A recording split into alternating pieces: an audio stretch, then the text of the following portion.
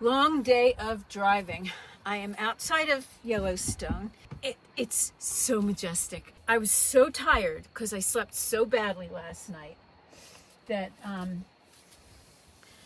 that I was like worried I'd fall asleep driving. And I've never, last time I had that, it was 1975, driving to the beach. And I literally, like, I think I even pulled over.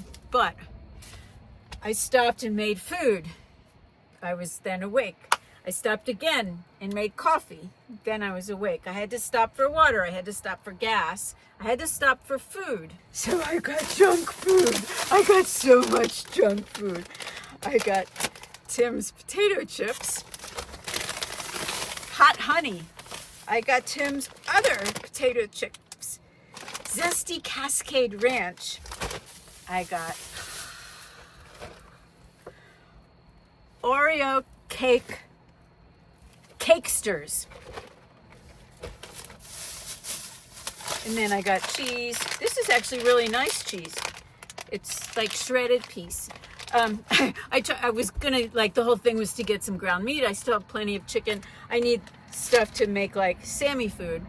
And the meat was like $7-8 a pound. So I'm gonna be eating a lot of pasta until Trump's tariffs are gone.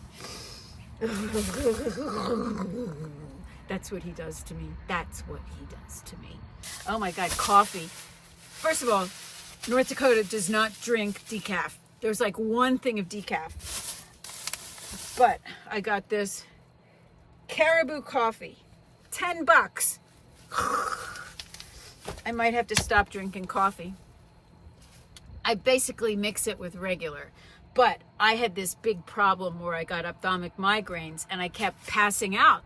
And I kept thinking that, oh, I need a cup of coffee. Before I knew it was from coffee, I kept thinking, oh, I need a cup of coffee to stabilize myself. So then I went to church. I lived in New York City, and there's this beautiful, I lived on 4th and Lexington, and there's this beautiful church right there. And I like the buildings. I mean, I'm not religious, and I don't like the hypocrisy, but I really like the buildings, and I like to sing. So I go, but then I start getting dizzy. I'm like, God doesn't like me. And finally, when I was in Canada, I was racing with my dad, Kingston, Canada. It was like, he raced Lightnings and I was his crew. And I'm walking on the dock. I suddenly get dizzy. They rush me to the hospital. He looks at me in 2 seconds. He says, you have ophthalmic migraines. And he said, do not drink coffee, aged cheese, aged meat, aged wine. It's like the stuff in the aging is bad for you. Anyway, I can't wait for my next trip. I could never live in one of these things. Never. It's just, but these long trips, the only thing bad about them is the gas is so damn expensive. Who knows how much I spent? I don't even know. If I would have gone all the way to the West Coast, it would have been twice as much probably. But since I stopped, this is as far west as I've gone. And because I'm staying in places, like I like to stay in places. And my writing, I got so much just really, really cool plotting and character stuff. And I mean, I put it on a board, you know, like people do that whole thing with index cards.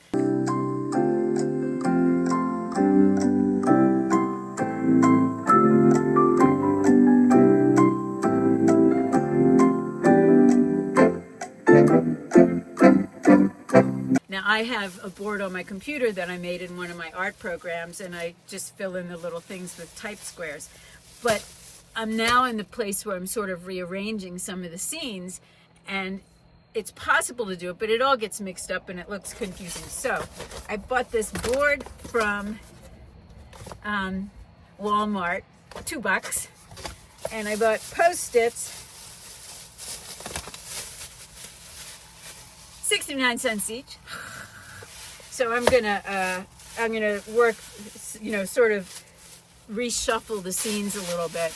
But when you're driving, I don't know what it is, and everybody's different. This might not be the case for everybody, but I took a bus trip across country when I lived in LA. I just wanted to see what it was like.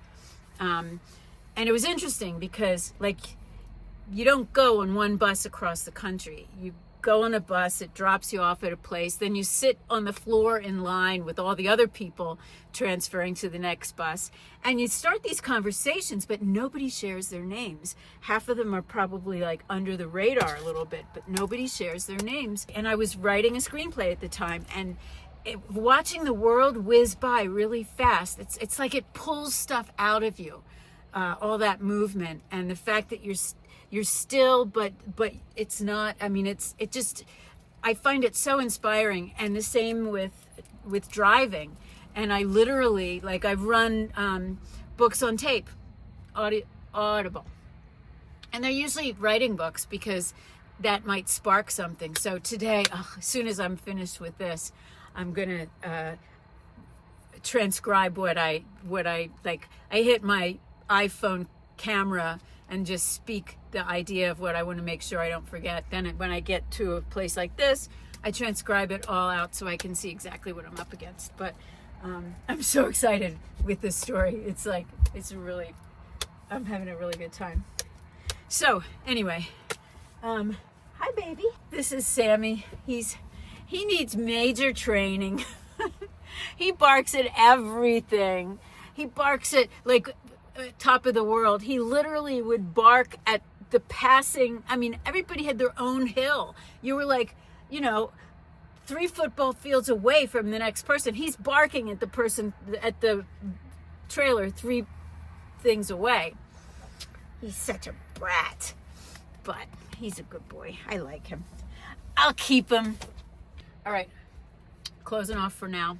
I will keep you posted on the beauty of Yellowstone. I saw a buffalo. SLC. You know that big bargain to do.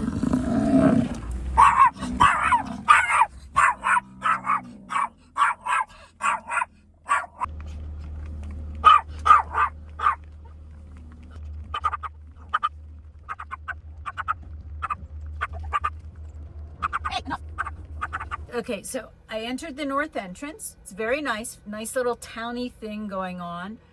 I went to look at Mammoth Hot Springs. You're not allowed to have dogs here. Ha! So look at me. Okay, we're climbing this. I don't know what that thing is. Okay, we are walking all the way up there.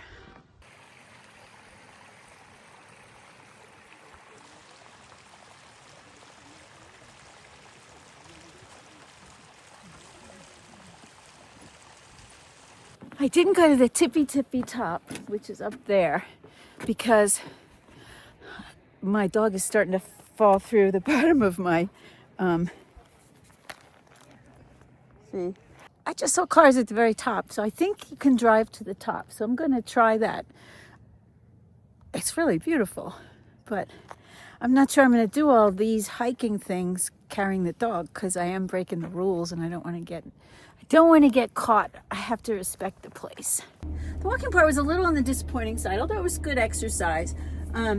You get there, like the view I just had from this like pullover on the side of the road was really nice. Definitely the way to enjoy this park from my standpoint is from a car.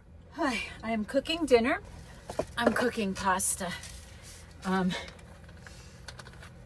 have like major electricity because it's really just driving while you're up here. You think it's all close by because the map looks little, but it's really far away. Okay, we're having pasta with shrimp and cilantro and cheese and probably hot peppers, jalapeno. So then I decided I would go out to Lamar. Now, I was told at the visitor center that the animals aren't really out during the day. They're out in the morning, they're out at night. So it's a really long drive, and you drive all the way out, and to get back, you have to drive back the same thing. But I get there and it was like an hour of a traffic jam where bison are like walking down the road and like they're walking just like right with me as I'm driving. I mean, it was like incredible. And poor little Sammy. He was barking up a storm. I was actually kind of worried that like a bison would come and headbutt the van. So I put him on the floor behind the van and then he just cried. Okay, I'm now drinking wine and I might even be a little tipsy from it because then I had to drive from Lamar and my GPS, it took me all the way to the northeast entrance. And as soon as I heard it say, "Welcome to Montana," I figured something wasn't right. And it said it was 2 hours to get to my campground, which it actually was 2 hours to get from my campground. And maybe had I gone out into Montana and re-entered at another entrance, I would have got to my campground. Maybe that was like the fastest route when you're headed in one direction. So I stopped by a lady and she told me to follow this road until I get to some stop sign and then make a left. So I followed this road for like an hour and then found that stop sign and I made the left. And it was a 2-hour drive from Lamar, but it was so worth it. This campground is kind of ratty, but you don't stay here to like spend a week savoring the beauty. You stay here because you're inside the park, so you're not going to have to go out and find some boondocking spot. So I have 2 nights here, tonight and tomorrow night. But anyway, the worst part, the reason why I had to have a glass of wine as soon as I arrived here was because these mountain roads, I know, baby. He just looked out. He really enjoyed looking out, but these mountain roads, man, you are like on the edge of the road and you're trying not to be a greedy bastard and push the other guy like off the road. But by the same token, if you go too close to the edge, it had little like chips, looked like it was going to fall off the edge. So I have a fear of heights. I don't have a lot of fears, but my fear of heights is extremely real. You won't ever catch me bungee jumping. You won't ever catch me hang gliding. You won't ever catch me doing one of those like things where you get on the rope and just roll down over some big valley. No. I mean, I am couch potato in a van. But like if you're a hiker, a lot of people okay, so it's actually once you get inside and you pay your $35, or if you're old and you have the senior pass. I keep saying this is water. I spilled water. I'm not a total slob. If you have the senior pass or the America's Beautiful pass, you don't have to pay the $35. Everywhere you park is totally free. No matter where you're driving, there's these turnoffs where you can look at the most beautiful things, like these big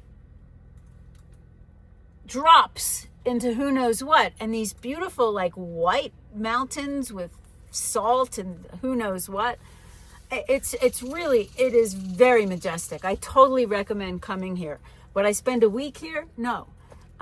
But if I was someone that liked to hike or fish, like when I saw some of these pull-offs, a lot of people were in the water of like, it was like a running stream kind of thing, or it's just like waist deep. Oh, what you doing? You can't go out there. You can't. He wants to go out and find the bison. I want the bison. Those beasts came close to my van without authority from me. I mean, it was crazy. Oh. It stopped like bubbling. This is the weirdest hot plate. It gets really hot and then I guess it hits like a certain point and it stops. But it's like an $11 hot plate from Amazon. And the truth is I tried really expensive ones and they didn't do any better. So it's like this $11 one, you just throw it away after 5 months or something. Anyway, the roads were treacherous. And I pulled over every slot I could get so the people behind me wouldn't suffer, because I'm afraid of heights and they just wanted to get where they're going. And you would end up blocking traffic. And there was this one person, like when I was driving on the wrong road to my campsite that led to the actual exit, to the northeast exit to the park, they drove so slow, and I'm like, but I finally, there was a nice lady that worked there. She said, turn around, just keep driving, blah, blah, blah, blah, blah. Anyway, I'm going to end this now because I don't want overcooked pasta. I want al dente. And I'm going to make these videos once I'm home because I just want to savor it all while I'm here.